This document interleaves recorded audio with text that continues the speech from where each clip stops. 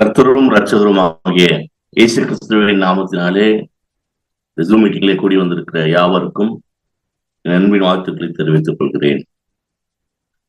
கடந்த 7 மாதங்கள் கர்த்தர் கண்மணி போல காத்து இந்த 7ஆம் மாதத்தில் 29ஆம் தேதியை கர்த்தர் காண செய்திருக்கிறார். அவருடைய கிருபைக்காய் நாம் நன்றி சொல்ல வேண்டும். இந்த நாளிலே நாம் தியானிக்க தெரிந்து கொள்ளப்பட்ட சங்கீத பகுதி சங்கீதம் 27. சங்கீதம் 27 யாரு எழுதுறாங்கன்னா தாவீதின் சங்கீதம். தாவீது தன்னுடைய வாழ்க்கையிலே நடந்த அநேக காரியங்களை சங்கீதங்களாக எழுதி கொண்டிருக்கிறார். தேவன் செய்த நன்மைகளை, அவர் பெற்ற அனுபவத்தை சங்கீதங்களாக எழுதுகிறார். அதுல ஒரு சங்கீதம் தான் சங்கீதம் 27. முதல் வசனத்தை நீங்க பாத்தீங்கன்னா, கர்த்தர் என் வெளிச்சமும் என் இரட்சிப்புமானவர், யாருக்கு பயப்படுவேன்? கர்த்தர் என் ஜீவனின் பலனானவர், யாருக்கு அஞ்சுவேன்? தாவீது ஆண்டவரை தன்னுடைய வாழ்க்கையிலே வெளிச்சமாய் வைத்திருக்கிறார். ஏன்னா ஆண்டவர் தாவீது சொல்ற கர்த்தர் என் வெளிச்சம், கர்த்தர் என் இரட்சிப்பு. இப்ப நம்முடைய வாழ்க்கையில கூட நாம் இருளின் பிள்ளையா இராமல் வெளிச்சத்தின் பிள்ளைகளா இருக்கணும். வெளிச்சத்தின் பிள்ளைகளா இருக்கணும். வெளிச்சத்தின் பிள்ளை ஆண்டவரை நம்முடைய வெளிச்சமா வைத்துக் கொள்ளும் போது நாம் யாருக்கு பயப்பட வேண்டியது இல்லை. எந்த ஒரு காரியமும் சரி நாம் பயப்பட தேவையில்லை. ஆண்டவர் என் ரட்சிப்புமானவர், அவர் ஒருவராலே ரட்சிப்பு வரும் என்று தாவீது நம்பியிருக்கிறார். இன்னைக்கு அநேகர் நம்ம என்ன பண்றோம்னா, ரட்சிப்பு அப்படின்னே நம்ம என்ன பண்றோம், நாமே என்ன பண்ணிடுறோம், தெரிந்து கொள்கிறோம். ஆனால் தாவீது சொல்றாரு, என் இரட்சிப்புமானவர், நான் யாருக்கும் பயப்பட மாட்டேன். கர்த்தரின் ஜீவனின் பலனானவர், நான் யாருக்கும் அஞ்சுவேன். அவர் நம்முடைய ஜீவனுக்கு பலன், நம்முடைய ஆரோக்கியத்துக்கெல்லாம் பலன் அவர் தான். அதனால நான் யாருக்கும் பயப்பட மாட்டேன் அப்படின்னு தாவீது உறுதியாய் சொல்லுகிறார். இன்னைக்கு நம்மளும் இப்படி சொல்ல கத்துக்கணும். இன்னைக்கு நம்ம சொல்லணும். ஆனா நம்ம என்ன பண்ண மாட்டோம், சில நேரத்துல சொல்ல மாட்டோம். என்ன ஏன் சொல்ல மாட்டோம்னா, நமக்கு அந்த அளவுக்கு ஆண்டவரோடு கூட ஐக்கியம் இருக்கிறது இல்லை. ஆனா தாவீது சொல்றார், நான் யாருக்கு அஞ்சுவேன், நான் யாருக்கு பயப்படுவேன்? யாராவது ஒரு பெரிய காரியம் நமக்கு முன்பாக, ஒரு பெரிய வியாதியோ பிரச்சனையோ குடும்பத்தில் ஏதாவது காரியம் வரும்போது நம்ம பயப்படுறோம் வீட்டுல. ஆனா தாவீது சொல்றாரு, நம்ம பயப்படக்கூடாது, கர்த்தரின் வெளிச்சம் ரட்சிப்பு. அடுத்து நீங்க பாத்தீங்கன்னா 2வது வசனத்துல நீங்க பாத்தீங்கன்னா, என் சத்துருக்களும் என் பகையினருமாகிய பொல்லாதவர்கள் என் மாம்சத்தை பட்சிக்க என்னை நெருக்குகையில் அவர்களே இடறி விழுந்தார்கள் அப்படின்னு போட்டு. இங்க என்ன பாத்தீங்கன்னா, தாவீதுக்கு அவருடைய எதிரிகளாலே போராட்டம், எதிரிகளாலே பிரச்சனை. எப்படிப்பட்ட பிரச்சனை பாத்தீங்கன்னா, என் மாம்சத்தை பட்சிக்கிறார்கள், அந்த அளவுக்கு தாவீதுக்கு போராட்டம். அவர் ராஜாவா இருந்தார். ராஜாவா இருந்த காலத்துல அநேக போராட்டங்கள், தன்னுடைய சொந்த மகனாலே போராட்டம், எதிரி நாட்டினரோட போராட்டம். அதான் சொல்றாரு, என்னுடைய சத்துருக்கள் என் மாம்சத்தை பட்சிக்க என்னை நெருக்குகிறார்கள், நெருக்கையில் அவர்களே இடறி விழுந்தார்கள். இன்னைக்கு நமக்கு இவ்வளவு பெரிய பிரச்சனை இல்லாட்டா கூட, தாவீதுக்கு ஒரு மாம்சத்திற்குரிய ஒரு பிரச்சனை, அது மாம்சத்திற்குரிய எதிராளிகள். இன்னைக்கு ஆவிக்குரிய பிள்ளைகளா இருக்கிற நாம், ஊழியர்களா இருக்கிற நாம், விசுவாசிகளா இருக்கிற நாம், நமக்கு ஆவிக்குரிய போராட்டம் மிகவும் உண்டு. நிறைய போராட்டம் உண்டு. ஆவிக்குரிய பிரச்சனை மிகவும் உண்டு. சாத்தான் பிசாசான ஆவிக்குரிய வாழ்க்கையில் நாம் வளராதோடு அநேக பாவங்களை கொண்டு வைப்போம், அநேக பிரச்சனைகளை கொண்டு வைப்போம். அதனாலதான் எபேசியர் 6ஆம் அதிகாரம் வசனம் 10-11 பாத்தீங்கன்னா, நீங்கள் பிசாசின் தந்திரங்களோடும் எதிர்த்து நிற்க தானியுள்ள கடுவி தேவனுடைய சர்வாயுத வர்க்கத்தை தரித்துக் கொள்ளுங்கள் போடப்பட்டு. நமக்கு ஆவிக்குரிய போராட்டத்திலிருந்து நாம் வெற்றி பெற என்ன பண்ணணும்னா, நாம் தேவனுடைய சர்வாயுத வர்க்கத்தை தரித்துக் கொள்ள வேண்டும். அதுக்கப்புறம் நீங்க அந்த கீழே அந்த வசனத்தை பார்த்தீங்கன்னா, என்னென்ன தரித்துக் கொள்ள வேண்டும், என்னென்ன ஆயுதத்தை தரித்துக் கொள்ள வேண்டும் அப்படின்னு போடப்பட்டிருக்கும். அப்ப நமக்கு தாவீதை போல ஒருவேளை மாம்சீக ரீதியாக எதிரிகள் இல்லை என்றாலும் ஆவிக்குரிய வாழ்க்கையில் அநேக எதிரிகள் உண்டு. ஆனால் பிசாசுக்கு எதிர்த்து நின்றுங்கள், அவன் உங்களை விட்டு ஓடி போவான் என்று ஆண்டவர் வஸ்திரத்தில் போடப்பட்டு, நம்முடைய பிரச்சனை வந்தோடனே, பாடுகள் வந்தோடனே நம்ம சோர்ந்து விடக்கூடாது, சோர்ந்து விழுந்து விடக்கூடாது. நாம் பிசாசுக்கு எதிர்த்து நிற்கிறோம். அப்படி எதிர்த்து நிற்கும் போதுதான் அவன் நம்மை விட்டு ஓடி போவான். ஆண்டவர் நமக்கு உதாரணமா இருந்தார், பிசாசை எதிர்த்து நின்றார். மத்தேயு 4ஆம் அதிகாரத்துல நீங்க பாத்தீங்கன்னா, ஆண்டவர் 40 நாட்கள் உபவாசம் செய்து விட்டு வரும்போது பிசாசானவன் ஆண்டவர் சோதிப்பான். முதல் பாயிண்டே அவருக்கு தேவையானது, முதல் சாப்பிட்ட 40 நாள் சாப்பிடல, முதலாவது அவருக்கு தேவையானது உணவு. அதை வச்சுதான் என்ன பண்ணான் பிசாசு, ஆண்டவர் சோதிச்சான்.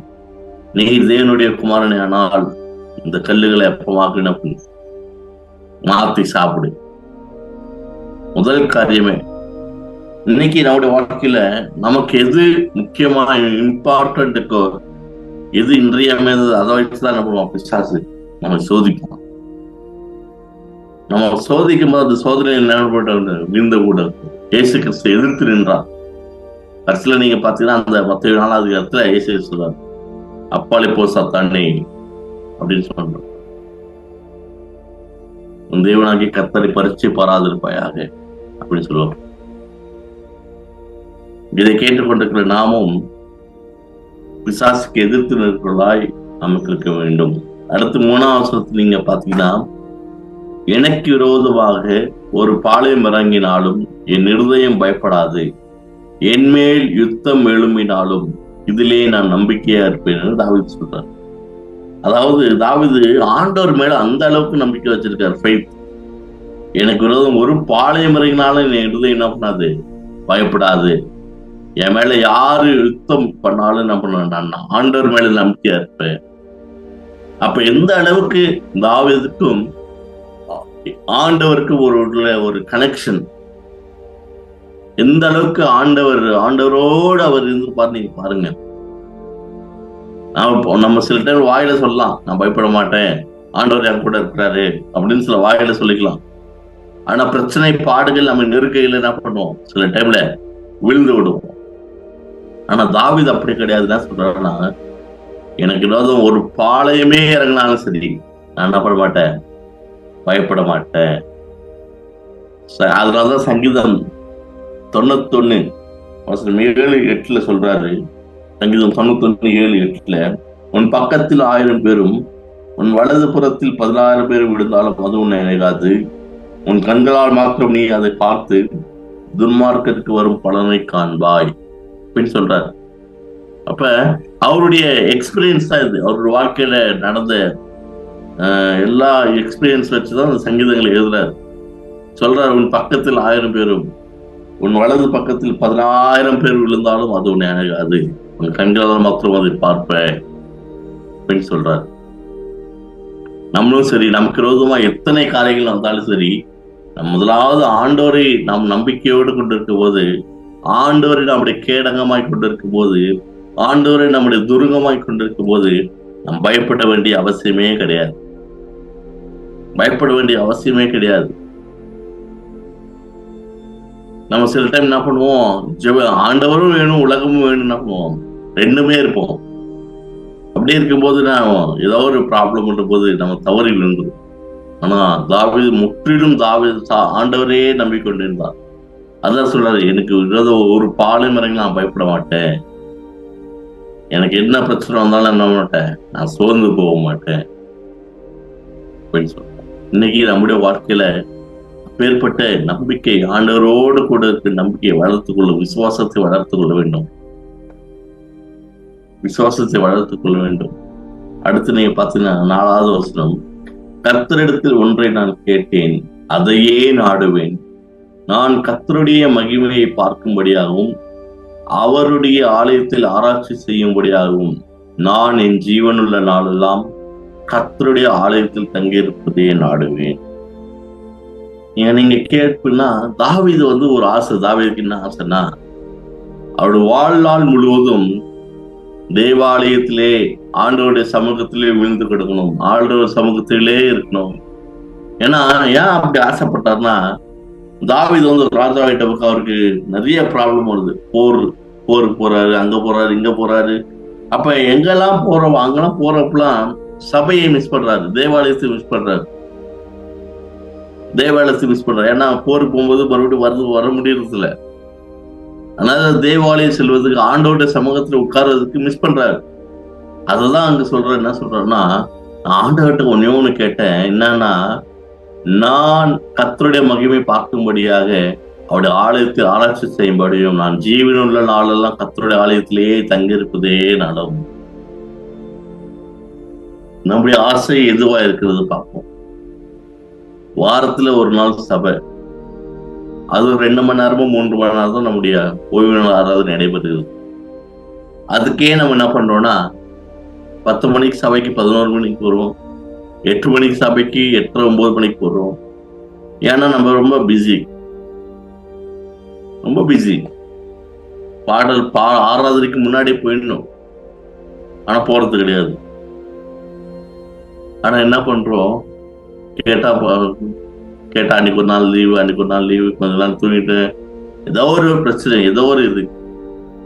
ஆனா தாவீது சொல்றாரு, என் ஜீவனுள்ள நாளெல்லாம் நான் கர்த்தருடைய ஆலயத்திலே இருக்கணும், அப்பேற்பட்ட ஆசை. நான் அததான் ஆண்டவர்கிட்ட கேட்கிறேன், நான் அததான் நாடுறேன்.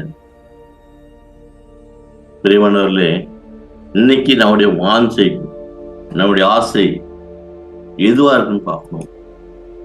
நம்முடைய ஆசை எல்லாம் ஆண்டவருடைய சமூகத்துல, ஆண்டவருடைய ஆலயத்துல நம்ம இருக்கணும்.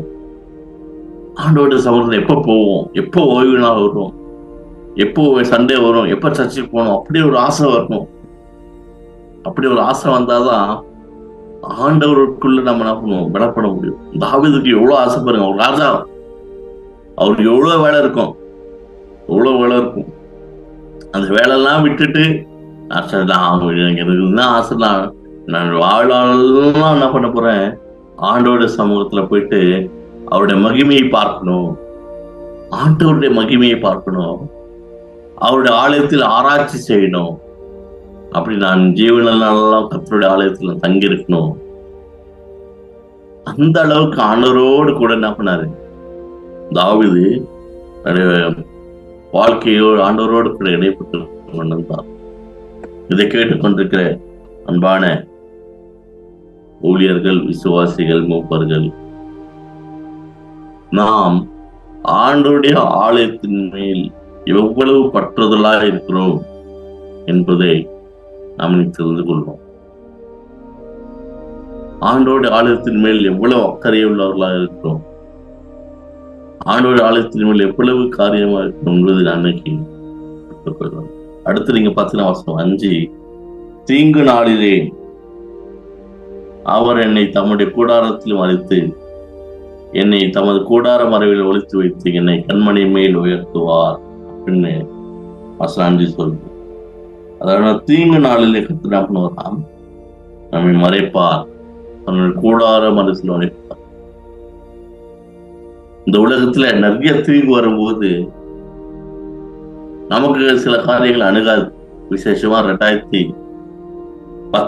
20 அந்த பீரியட்லாம் கொரோனா வரும்போது நிறைய பேருக்கு என்னாவது, நம்மலாம் ஜாலியா, நம்மலாம் சில டைம் நம்ம நார்மலா இருந்திருக்கோம். ஒருவேளை நமக்கு சில பேர் அட்டாக் ஆனா கூட இந்த கொரோனா நம்ம எதுவுமே செய்யல, உலகமே ஸ்தம்பித்து போச்சு. லாக்டவுன் போட்டேன், பெங்களூர்ல எங்கேயும் வெளியில போக முடியல, ஊரே எங்கேயும் எங்கேயுமே வெளியில போக முடியல. ஆனா கர்த்தர் என்ன பண்ணாரு, நமக்கு எந்த வித ஆபத்து வராம நமக்கு பாதுகாத்தார். அதான் என்ன சொல்றாருன்னா, தீங்கு நாளில் அவர் என்னை கூடாரத்தில் மறைத்தார். நமக்கு ஒரு ஆபத்திலிருந்து கர்த்தர் நம்மை மறைத்து நம்மை பாதுகாத்தார். இன்னைக்கு நம்முடைய வாழ்க்கையில எத்தனையோ பிரச்சனைகள், உலகத்துல இருக்கிறவங்களுக்கு எத்தனையோ பிரச்சனைகள் உண்டு, எத்தனையோ பாடுகள் உண்டு. அவைகள் எல்லாவற்றிலும் கர்த்தர் என்ன பண்றாரு, நமக்கு கர்த்தர் தீங்கை அணுக முடியாமல் நம்மை பாதுகாக்கிறார். சங்கீதம் 91:1 சொல்லுது, உன்னதமானவரின் மறைவிடுகிறவன் சர்வ வல்லவருடைய நிழலில் தங்குகிறான். அதனால நமக்கு தீங்கு வரும்போது கர்த்தர் பார்த்து கொண்டு சும்மா இருப்பதில்லை, நம்மை மறைத்து வைக்கிறார். எப்படி மறைத்து வைக்கிறார்னா, தம்முடைய கூடாரத்திலே மறைத்து, என்னை தமது கூடார மறைவிலே ஒளித்து வைத்து என்னை கண்மணின் மேல் உயர்த்துவார். இப்ப அந்த அளவுக்கு ஆண்டவர் என்ன பண்றாரு, ப்ரொடெக்ஷன் பண்றாரு. நம்ம எதுவே அணுகக்கூடாது அப்படின்னு கூடார மறைவிலே, கூடாரத்துல கூட இல்ல, கூடாரத்துல வச்சு கூடார மறைவிலே நம்மை ஒளித்து வைக்கிறார். கூடார மறைவிலே ஒளித்து வைத்து, அதுக்கப்புறம் நம்முடைய தீங்கு நம்ம விட்டு சென்ற உடனே நம்மை கண்மலையின் மேலே உயர்த்துகிறார், நம்ம உயர்த்தி வைக்கிறார். அதனால கர்த்தருடைய பாதுகாப்பு நம்முடைய வாழ்க்கையில எப்படி இருக்குன்னு நம்ம பார்க்கிறோம். அடுத்து நீங்க பாத்தீங்கன்னா வசனம் 6 நீங்க பாத்தீங்கன்னா, இப்போதும் என் தலை என்னை சுற்றிலும் இருக்கிற என் சத்துருக்களுக்கு மேலாக உயர்த்தப்படும், அது நிமித்தம் அவருடைய கூடாரத்தில் நான் ஆனந்த பலியிலிட்டு கர்த்தரை பாடி அவரை கீர்த்தனம் பண்ணுவேன். என்ன சொல்றான்னா, என் தலை என்னை சுற்றிலும் இருக்கிற சத்துருக்களுக்கு மேலாக உயர்த்தப்படும். எப்பனா ஆண்டவருடைய கூடாரத்திலே வைத்து நம்மை ஒளித்து வைத்து ஆண்டவர் நம்மை கண்மலையின் மேலே உயர்த்தும் போது நம்முடைய சத்துருக்கள் மேலாக நம்முடைய தலை உயர்த்தும். நிறைய டைம் நம்மளுக்கு விரோதிகள், நம்முடைய சத்துருக்களுக்கு விரோதமா நம்ம என்ன பண்றோம், நம்மை நாமே உயர்த்தி கொண்டு நம்ம ஏற்படுத்தணும். ஆனா ஆண்டவர் உயர்த்தணும். நம்முடைய எல்லா பகையினர் மேல மத்தியில ஆண்டவர் நம்முடைய தலையை உயர்த்தும். அதான் ஆண்டோருடைய ஆசீர்வாதம். 1 பேதுரு 5ஆம் அதிகாரத்துல ஒரு வசனம் என்னன்னா, ஏற்ற காலத்தில் அவர் உங்களை உயர்த்தும்படிக்கு அவருடைய பலத்த கைக்குள்ள அடங்கியிருக்கிறீங்க. 1 பேதுரு 5:6 நினைக்கிறேன். ஏற்ற காலத்தில் அவர் உங்களை உயர்த்தும்படிக்கு அவருடைய பலத்த கைக்குள் அடங்கியிருங்கள். இப்ப இங்க என்ன சொல்றாங்கன்னா, என் தலை என்னை சுற்றிலும் இருக்கிற சத்துருக்களுக்கு மேலாக உயர்த்தப்படும். அதே நீங்க பாத்தீங்கன்னா, அதே சங்கீதம் 23:5 இதே வசனத்துல என்ன சொல்றாங்கன்னா, சங்கீதம் 23:5 என் சத்துருக்களுக்கு முன்பாக நீர் எனக்கு ஒரு பந்தியை ஆயத்தப்படுத்தி என் தலையை எண்ணெயால் அபிஷேகம் பண்ணுகிறேன், என் பாத்திரம் நிரம்பி வழிகிறது அப்படின்னு என்ன சொல்றா, என் சத்துருக்களுக்கு முன்பாக நீர் எனக்கு ஒரு பந்தியை ஆயத்தப்படுத்துகிறேன், என் தலையை அபிஷேகம் பண்ணுகிறேன்.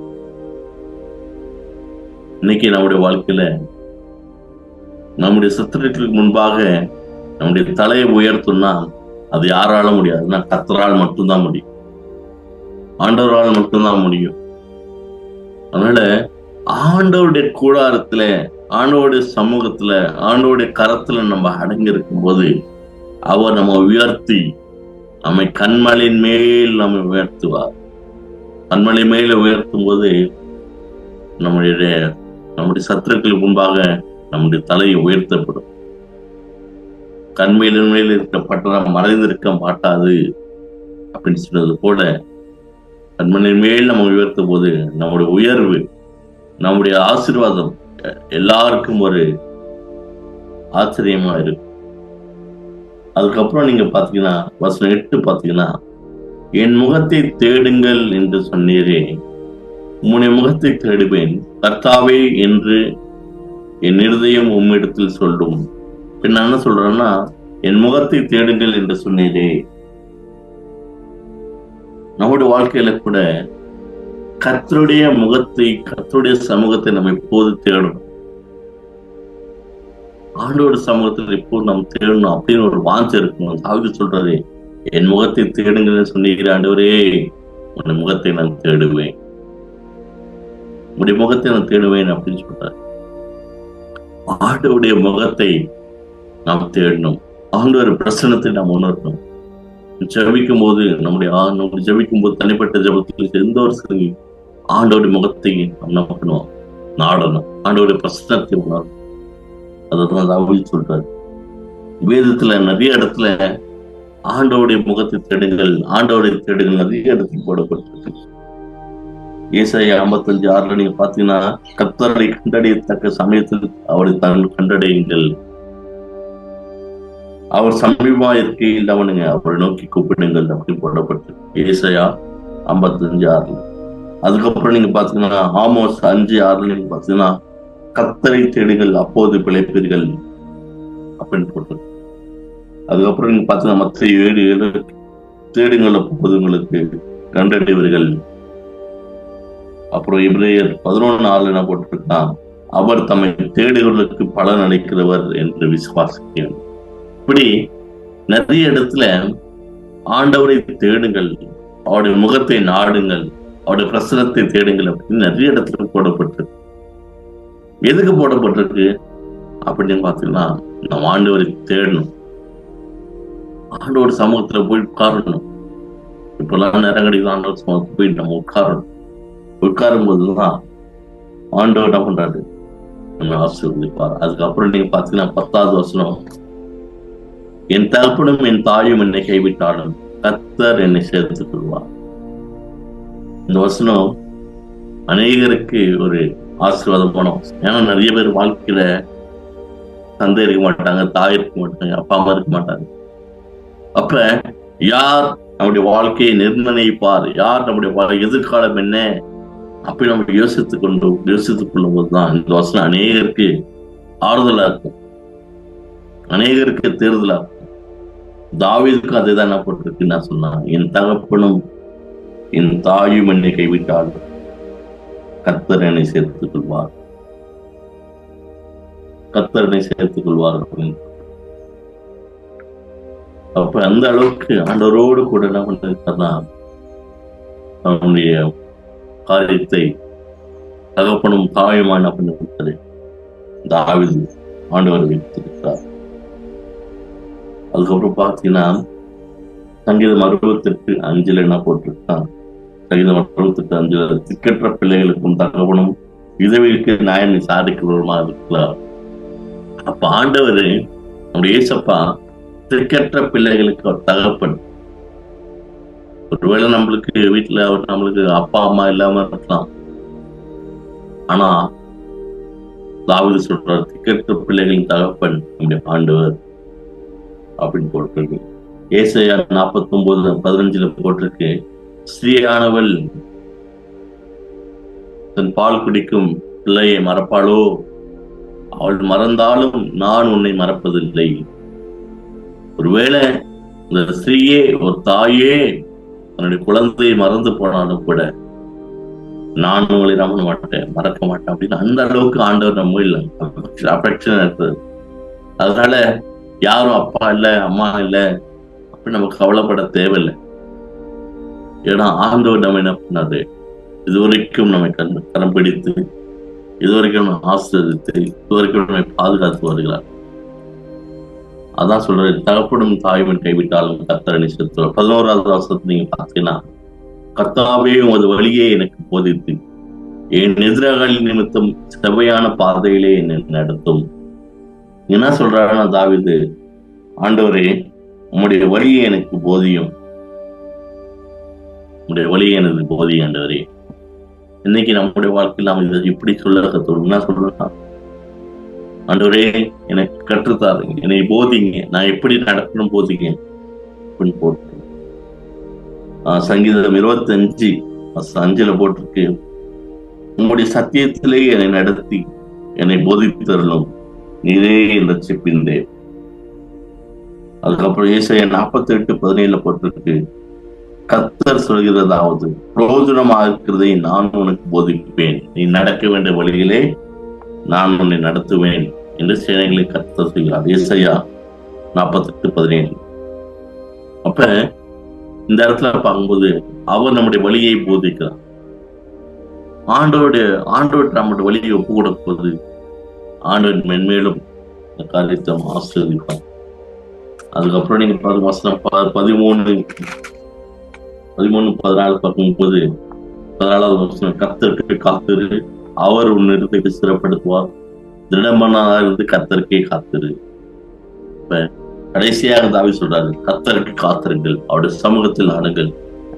கர்த்தருக்கு காத்திருக்கும் போது அவனுடைய இருதயம் ஸ்திரப்படும், நாம் திடமானதா இருக்கும். அதனால இன்னைக்கு நாம் பார்த்த வசனத்தின்படி நாம் தாவீது எப்படியாக ஆண்டவரை தன்னுடைய தகப்பனும் தாயுமாய், தன்னுடைய வெளிச்சமாய், தனக்கு நம்பிக்கையாய், தனக்கு பாதுகாப்பாய், தன்னுடைய வழிகாட்டியாய் ஆண்டவர் எப்படி தெரிந்து கொண்டாரோ, நாமும் அப்படி ஆண்டவர் மேல் நம்பிக்கை வைப்போம். கர்த்தர் நம்மை ஆசீர்வதிப்பாராக. நாம் ஜெபிக்கலாம். ஏதாவது ஜெப குறிப்பு இருக்குங்களா? ஜெப குறிப்புகள் பாஸ்டர் சொல்லுங்க பாஸ்டர். சர்ச் கட்டுறதா ஜெபம் பண்ணப்பா. கண்டிப்பா. சரி, ஜெபிக்கலாம். ஐயா, எங்க ஜெப குறிப்பு, எங்க தம்பி பொண்ணு ஆஸ்பத்திரியில அட்மிட் பண்ணிக்கிறாங்க. சுகப்பிரசவம் ஆகணும். நேத்து மத்தியானம் சேர்த்தாங்க, இன்னும் அது ஆகல. பிரசவம் நார்மல் ஆகணும் ஐயா, சீக்கிரம் ஆகணும். அதுக்காக ப்ரேயர் பண்ணுங்க. அட்மிட் பண்ணிருக்காங்க. சரி, ஜெபம் பண்ணலாம். அன்பின் ஆண்டவரே, நல்ல வேலைக்காய் ஆசீர்வதிக்கப்பட்ட இந்த காலை வேலைக்காய் நன்றி ஆண்டவரே. சங்கீதம் 27 கர்த்தர் தியானிக்கு உதவி செய்த உடைய தயவுக்காக நன்றி. விசேஷமாய் தாவீது தன்னுடைய வாழ்க்கையிலே ஆண்டவர் உண்மை எந்த அளவுக்கு உம்மோடு கூட நடந்தார், உம்மோடு கூட நம்பிக்கையா இருந்தார், எந்த அளவுக்கு ஆண்டவரை உண்மை எப்படி எந்த அளவுக்கு உம்மோடு கூட விசுவாசமா இருந்தார் என்று பார்த்து வந்தது. அதே போல எங்களுடைய வாழ்க்கையிலும் சரி ஆண்டவரே, நாங்கள் எப்போதும் உம்மோடு கூட இருக்க, உம்முடைய சமூகத்திலேயே நான் இருக்கேன், உம்மோடு நம்மை நம்பி இருக்க எங்களுக்கு உதவி செய்யும். நாங்கள் ஏதோ ஆண்டவரை வசனத்தை கேட்டது மாத்திரம் அல்ல, அந்த அனுபவத்தை தாவீதின் அனுபவத்தை எங்களுக்கு தாருங்க. நாங்கள் இப்போது உண்மை சார்ந்திருக்கிற அனுபவத்தை தாருங்க. எங்களோடு கூட பேசின தயவுக்காக பேசுகிறோம். அடு விசேஷமாய் ஜூம் மீட்டிங்ல கலந்து கொண்டிருக்கிற ஒவ்வொரு ஊழியர்கள், விசுவாசிகள், மூப்பர்கள் ஒவ்வொருவரும் கருத்தில் முடியும் ஆண்டவரே. ஒவ்வொரு கருத்து ஆக்கத்தை ஆஸ்வதிக்கிறார்கள். ஒவ்வொருடைய வீட்டில் இருக்கிற தேவைகளை சந்திக்கப்பட்ட உதவி செய்கிறார். அடு விசேஷமா திலக நகர் சபைக்காக வருகிறோம் ஆண்டவரே. கத்த அந்த சபையை கட்ட உதவி செய்யுங்க. சபைக்கு தேவையான அனைத்து காரியங்களும் கத்த பரஸ்தி என்று சந்திங்க ஆண்டவரே. கொத்த ஆசை ஒரு பர்வத நேராக என் கண்களில் ஏறெடுக்கிறேன் சொன்னதுபடி ஆண்டவரே மொழியை நோக்கி பார்க்கிறோம். தேவையான அனைத்து காரியங்களும் கத்த பரத்திலிருந்து சந்திக்க வேண்டுமா சொல்லிக்கிறோம். நல்ல ஒரு இன்ஜினியர் கொடுங்க, நல்ல ஒரு கட்டுமானத்தை சீக்கிரமா கட்டுமானத்தை துவங்க. பொருளாதார தேவைகள், பண தேவைகள் கத்த பாருங்க ஆண்டவர். நீர் ஆண்டவர் அந்த சபையை சீக்கிரமாய் கட்டி முடித்து உமக்கென்று ஆண்டவரை பிரதிஷ்டை பண்ண நீர் அப்பா உதவி செய்யணுமா ஆட்சிவிக்கிறோம். விசேஷமாய் அன்பு மகளுக்கு ஆட்சிவிக்கிறோம். பிரசவத்திற்காக ஆண்டவரே மருத்துவமனையில் அட்மிட் பண்ண அந்த மகளுக்கு ஆட்சிவிக்கிறோம். ஏசு கிறிஸ்துவின் நாமத்தினாலே, இந்த வல்லமையுள்ள நாமத்தில மகளை தொடுகிறார். எல்லா வழிகள் எல்லா வழிகளையும் இப்போ மாற்றி போட்டு கத்த சுகப்பிரசவத்தை கத்த கட்டளையிடுகிறார். மருத்துவ காரியங்கள் செய்யுங்க ஆண்டவரே. ஆண்டவர் இப்போதே ஆண்டவர் மகளின் மொபைல் கத்தனுடைய கரம் இறங்கட்டும் ஆண்டவர். இயேசுவின் ரத்தத்தினால ஆண்டவர் மகளை சுற்றுகிறோம். உடைய தழும்புள்ள கரம் மகளை தொடுவதாக ஆண்டவரே. கத்தாண்டவர் இப்போதே மகளுடைய எல்லா காரியத்தையும் கத்த பொறுப்பெடுத்துக் கொள்கிறார். ஆண்டவர் இப்ப நாளில் நேற்று மத்திய அட்மிட் ஆன மகளுக்கு ஆண்டவர் இப்போதே ஆண்டவரை நீங்க நாளில் நல்ல ஒரு அப்ப பிரசவத்தை கட்டளையிட வேண்டுமா சொல்லிக்கிறோம். எல்லா பயத்தை எடுத்து போடுங்க. எல்லா பிரச்சனை உடல் சோர்வை எடுத்து போடுங்க. கரம் பிள்ளைகளோடு கொண்டு ஏசு கிறிஸ்துவின் நாமத்தினாலே அற்புதத்தை செய்து உடைய கிருபைக்காய் நன்றி ஆண்டவரே. கல்வாரி செப்பல் ஊழியத்துக்காக செபிக்கிறோம். ஊழியத்தை ஆசிர்வதிங்க. உடைய கரம் கூட காத்துக் கொள்ளுங்க. நாளிலே கத்திரிகளோடு பேசுவதாக எல்லாவற்றும் கருத்தில் முடிக்கிறோம். இயேசு கிறிஸ்துவின் நாமத்தினாலே ஜெபிக்கிறோம் நல்ல பிதாவே. ஆமென்.